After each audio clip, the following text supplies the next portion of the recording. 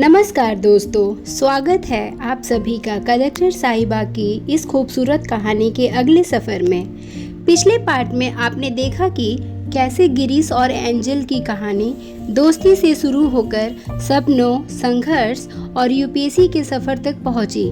लेकिन असली इम्तिहान अब शुरू होने वाला है। क्या प्यार और कैरियर के बीच का ये सफ़र आसान होगा? क्या एक आईएएस ऑफिसर बनने का सपना और दिल के जज्बात के साथ चल पाएंगे? और क्या समाज, स्टेटस और लोगों की सोच इन दोनों के रिश्ते के बीच दीवार बन पाएगी? तो चलिए शुरू करते हैं बिना देरी के कलेक्टर साहिबा चैप्टर 11 से 19 तक, जहां मिलेगा प्यार, संघर्ष, मोटिवेशन और जिंदगी के कुछ गहरे सबक। वीडियो के अंत तक जरूर सुनिए, क्योंकि इस कहानी का हर एक चैप्टर आपको कुछ नया महसूस कराएगा। चैप्टर 11 यूपीएससी ब्रोक मी। ये चैप्टर सिर्फ एक रिजल्ट की कहानी नहीं है, बल्कि हर यूपीएससी एस्पिरेंट के इमोशंस, स्ट्रगल्स और लाइफ लेसन का सार है। रिजल्ट का दिन आ चुका था। एंजल जयपुर में थी और गिरीश दिल्ली में। जैसे ही यूपीएससी फाइनल रिजल्ट आया, गिरीश ने सबसे पहले एंजल को फ़ोन किया और बताया कि उसकी ऑल इंडिया रैंक टॉप 50 के अंदर आई है। ये सुनते ही एंजल की खुशी का ठिकाना नहीं रहा। 4 साल की मेहनत, आंसू और सैक्रिफाइसेस एक ही पल में रंग लाते हैं। मीडिया उसकी सक्सेस का राज जानने के लिए बाहर खड़ी होती है, लेकिन उस वक्त एंजल अपनी खुशी सबसे पहले अपने बॉयफ्रेंड गिरीश के साथ बांट रही होती है। इस इमोशनल मोमेंट के बाद नोवेल एक बहुत इम्पॉर्टेंट रियलिटी भी बताती है। हमारे समाज में गवर्नमेंट जॉब्स, खासकर आईएएस और आईपीएस को बहुत ज़्यादा ग्लोरीफाई किया जाता है, लेकिन सिर्फ ऑफिसर बनना ही सक्सेस नहीं होता।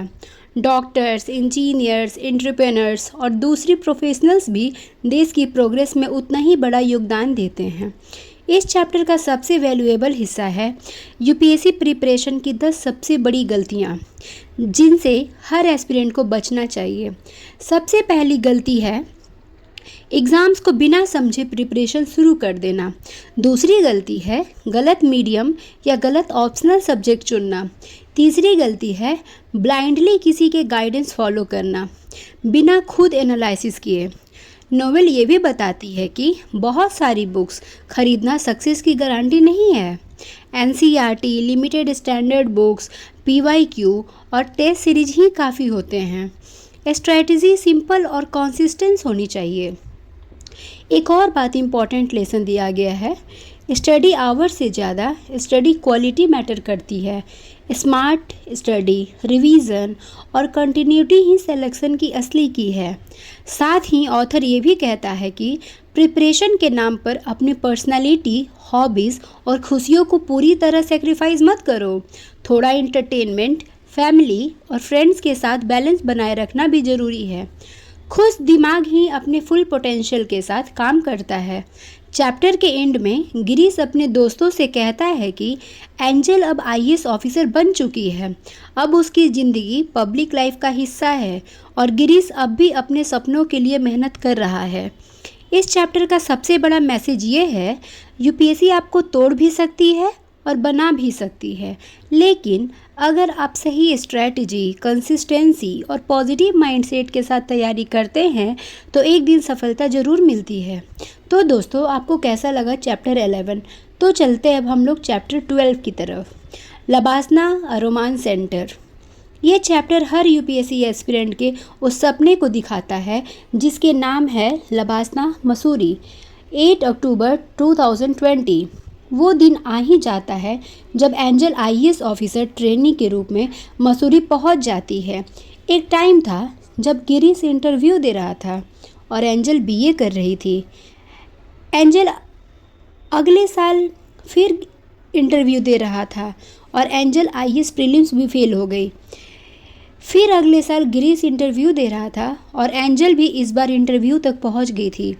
अब 3 साल बीत चुके थे और 4th ईयर में फिर से गिरीश प्रीलिम्स ही दे रहा था और एंजल ट्रेनिंग के लिए मसूरी लबासना जा रही थी।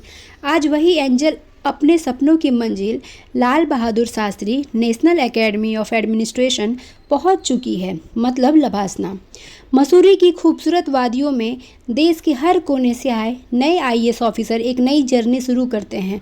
सब अपने अपने एक्सपीरियंसेस बताते हैं। कोई अपने 8th अटैम्प्ट के बाद सेलेक्ट हुआ था, किसी ने फाइनेंशियल प्रॉब्लम का सामना किया, तो किसी ने पार्ट टाइम जॉब के साथ पढ़ाई करके ये मुकाम हासिल किया। एंजल समझ जाती है कि स्ट्रगल कभी बैड लक नहीं होता, बल्कि सक्सेस की सबसे बड़ी टीचर होती है। जितना बड़ा संघर्ष उतनी ही बड़ी सफलता। सोना भी तभी चमकता है जब वो आग की भट्टी में तपता है। मसूरी पहुंचने के बाद एंजल के अंदर थोड़ा बदलाव जरूर आता है, लेकिन गिरीश के लिए उसका रिस्पेक्ट और ग्रैटिट्यूड कभी कम नहीं होता। वो याद करती है कि यूपीएससी की पूरी जर्नी में गिरीश ने हर मोड़ पर उसका साथ दिया। स्ट्रैटेजी से लेकर के मोटिवेशन तक हर मुश्किल वक्त में गिरीश उसके साथ खड़ा रहा। इसी चैप्टर में एंजल के दिल की सबसे गहरी बात सामने आती है। वो सोचती है, अगर शादी करूंगी तो सिर्फ गिरीश से, वरना जिंदगी भर नहीं। उसके लिए प्यार किसी स्टेटस या पोस्ट से बड़ा है। नोवेल एक बहुत स्ट्रॉन्ग मैसेज भी देता है। आईएएस का स्टेटस इंसान की पहचान नहीं होती। असली पहचान उसके कैरेक्टर, सपोर्ट और सेक्रीफाइसेस होती है। एंजल मानती है कि अगर लड़के स्टेटस से ऊपर उठकर अपने प्यार चुन सकते हैं, तो लड़कियों को भी वही हक मिलना चाहिए। सच्चा प्यार कभी डेजिग्नेशन नहीं देखता। चैप्टर के अंत में मसूरी की खूबसूरती का भी जिक्र है। क्वीन ऑफ हिल्स, लाल टिब्बा, नाग टिब्बा और लबासना की हसीन वादियाँ हर यूपीएससी एस्पिरेंट के सपनों को और भी खूबसूरत बना देती है। सपने तभी पूरे होते हैं जब उनके पीछे संघर्ष, डेडिकेशन और किसी अपने का सच्चा साथ हो। और जब सक्सेस मिल जाए, तब कभी उन लोगों को मत भूलना जिन्होंने मुश्किल सफ़र में आपका हाथ थामा था। तो दोस्तों, आपको चैप्टर 12 कैसा लगा? तो अब हम चलते हैं चैप्टर 13 की तरफ, गॉसिप ऑफ मुखर्जी नगर की। ये चैप्टर यूपीएससी प्रिपरेशन की रियलिटी, स्ट्रगल और एस्पिरेंट की सोच को बहुत अच्छे तरीके से दिखाता है। मुखर्जी नगर में लव गुरु भैया गूगल पर सर्च कर रहे होते हैं how to become an IAS officer in 2 months।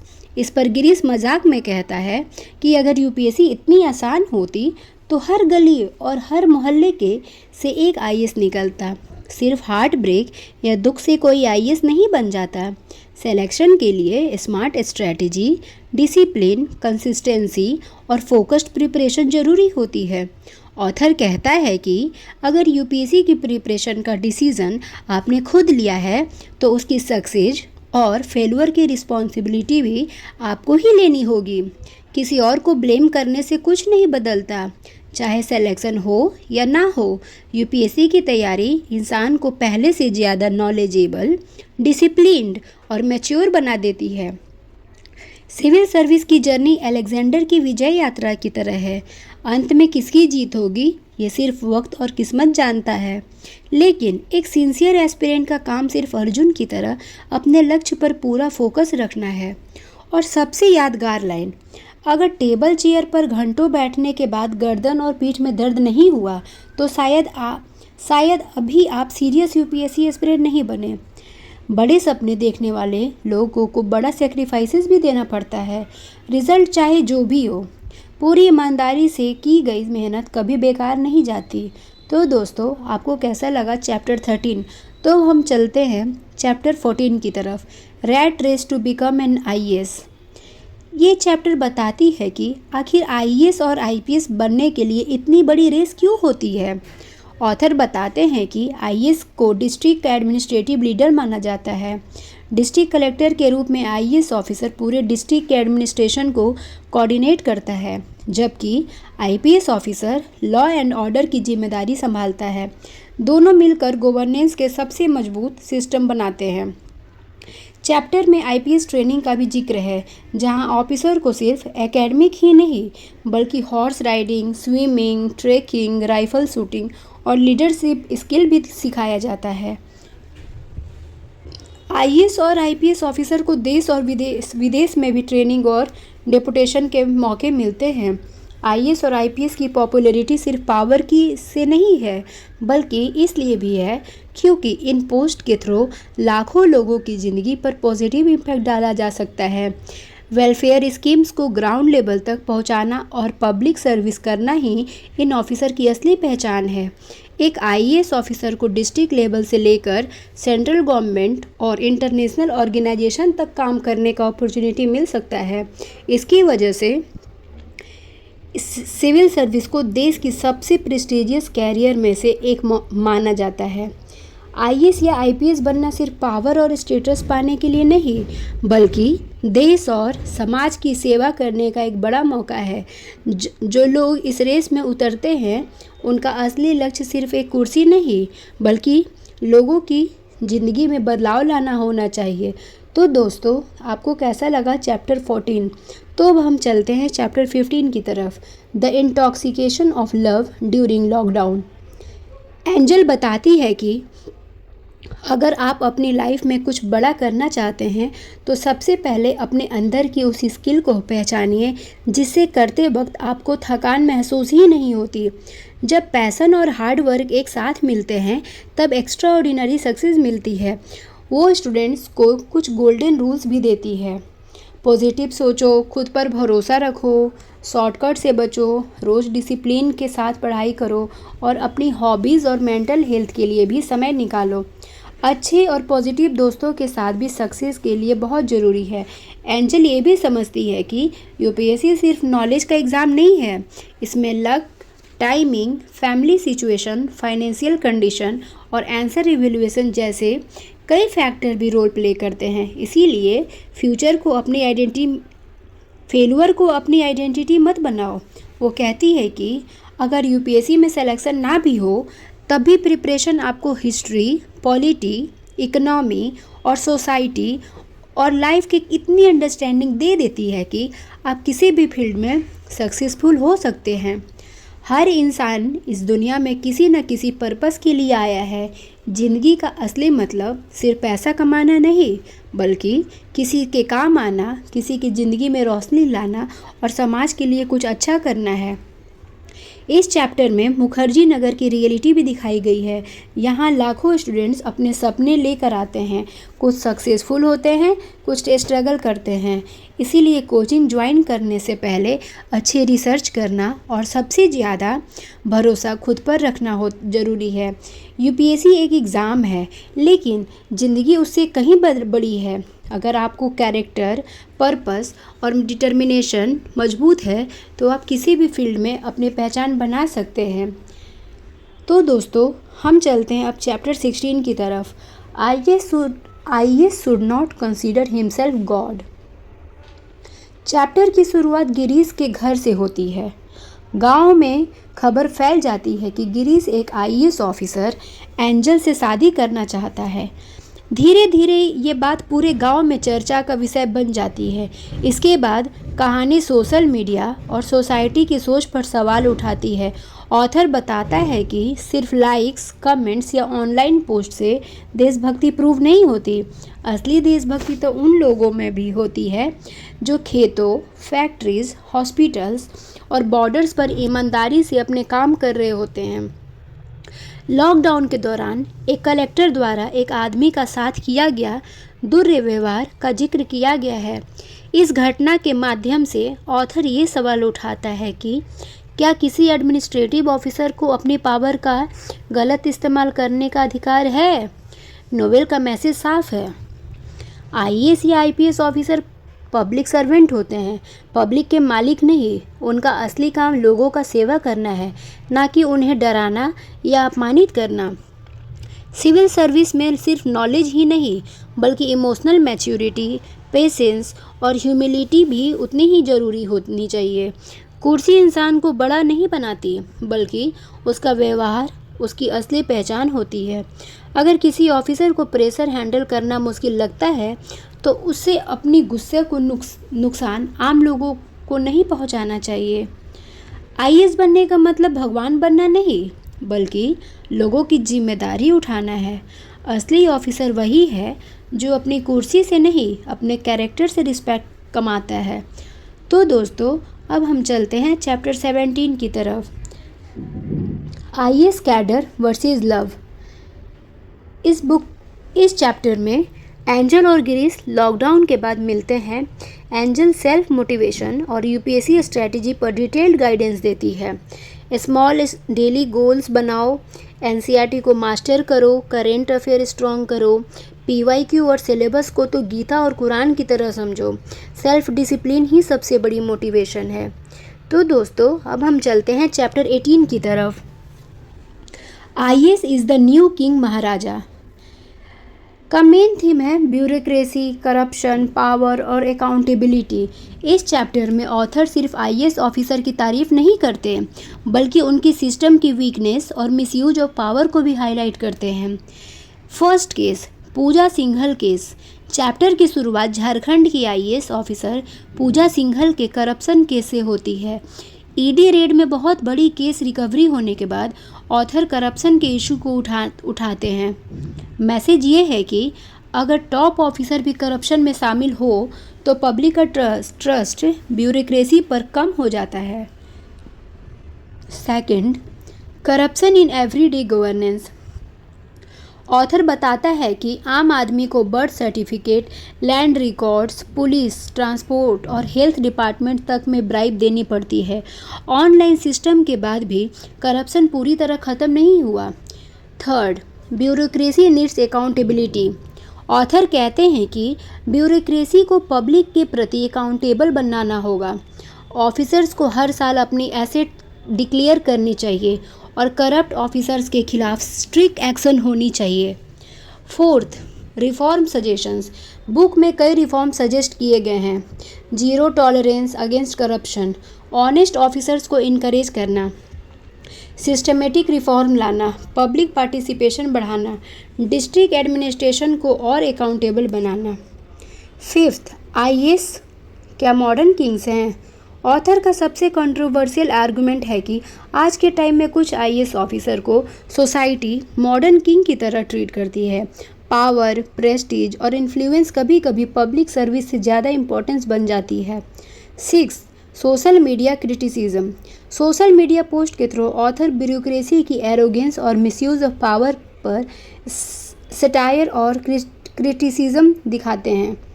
ये ओपिनियंस कैरेक्टर्स के थ्रू प्रेजेंट किया गया है। Seventh, Hindi medium discussion. UPSC result के बाद रवि सिंह जैसे हिंदी मीडियम टॉपर्स की सक्सेस को अप्रिसिएट किया गया है। साथ ही ऑथर हिंदी मीडियम एस्पिरेंट्स की चैलेंजेस डिस्कशन करते हैं। 8, advice for UPSC aspirant. Chapter के एंड में प्रैक्टिकल एडवाइस दी गई है। पार्टी और डिस्ट्रक्शन से बचो, हेल्थ और स्लीप मेंटेन करो, कोचिंग पर ब्लाइंडली डिपेंड मत करो, नॉलेज शो ऑफ मत करो, फोकस सिर्फ सिलेक्शन पर रखो। तो दोस्तों, आपको चैप्टर 18 कैसा लगा? तो अब हम चलते हैं चैप्टर 19 और लास्ट चैप्टर की तरफ, लव परफेक्ट की। यहाँ गिरीश और एंजल के रिलेशनशिप को और गहरा दिखाया गया है। चैप्टर की शुरुआत गिरीश की माँ के सवाल से होती है कि क्या एंजल उससे शादी करेगी। गिरीश का जवाब बहुत मैच्योर होता है, अगर प्यार है तो शादी होगी, अगर प्यार नहीं है तो ज़बरदस्ती का कोई मतलब नहीं। वो मानता है कि सोसाइटी रिलेशनशिप को स्टेटस और पोजीशन से जज करती है, लेकिन असली रिलेशनशिप दिल और सोच की कॉम्पैटिबिलिटी से बनता है। जब गिरीश खुद को आईएएस ना बनने की वजह से कम समझने लगता है, तब एंजल उसका कॉन्फिडेंस बढ़ाती है। एंजल कहती है, हर सक्सेसफुल इंसान आईएएस नहीं होता, राइटिंग भी एक पावरफुल कैरियर है। गवर्नमेंट जॉब ही सक्सेस का एकमात्र रास्ता नहीं, राइटर भी सोसाइटी को डीपली इन्फ्लुएंस कर सकता है।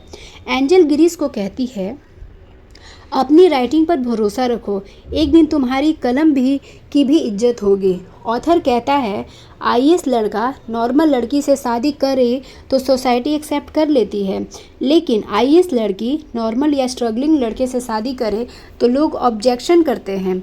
एंजल इस मेंटेलिटी को चैलेंज करती है।